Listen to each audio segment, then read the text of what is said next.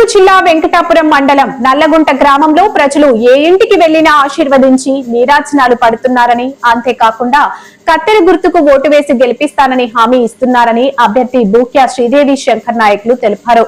Congress party బలపరిచిన అభ్యర్థి గెలుపు దిశగా ప్రయాణిస్తుందని అన్నారు. మంత్రి సీతక్క ఆధ్వర్యంలో గ్రామానికి ఇందిరమ్మ ఇండ్లు, సీసీ రోడ్లు, డ్రైనేజీలతో పాటు అనేక అభివృద్ధి కార్యక్రమాలు చేపడతామని బూక్యా శ్రీదేవి శంకర్ నాయకులు తెలిపారు. ప్రజలు తమ అమూల్యమైన ఓటు కత్తెర గుర్తుపై వేసి అధిక మెజార్టీతో గెలిపించాలని ప్రజల్ని కోరారు.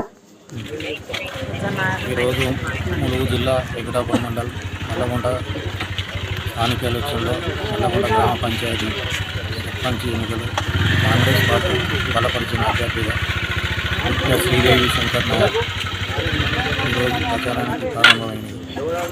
మన తెలంగాణ రాష్ట్ర మంత్రివర్యులు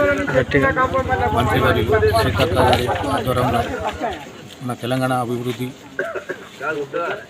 సంబంధించిన కొన్ని మన నల్లగుంట గ్రామ అభివృద్ధికి సీసీ రోడ్డు కానీ, డ్రైనేజీ కానీ, కొన్ని ఇందిరమ్మ ఇల్లు కానీ అన్నిటికీ హామీ ఇవ్వడం జరిగినది.